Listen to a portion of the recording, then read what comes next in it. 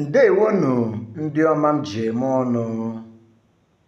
N'ihe ọmụmụ nke taa, anyị ga-enwe nkọwa nke onwe nke a na-akpọ self-introduction. Aga m akọwa onwe m n'asụsụ Igbo ma sụgharịa ya n'asụsụ Bekee. I will introduce myself in Igbo language and interpret it to English language. Aha m bụ Okechukwu. My name is Okechukwu. Abụ m onye Mbaise.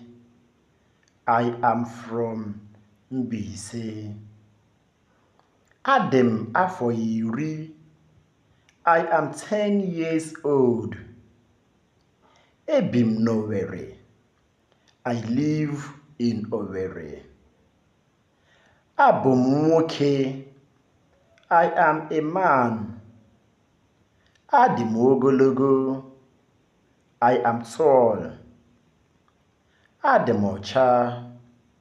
I am fair in complexion. Ndewonu.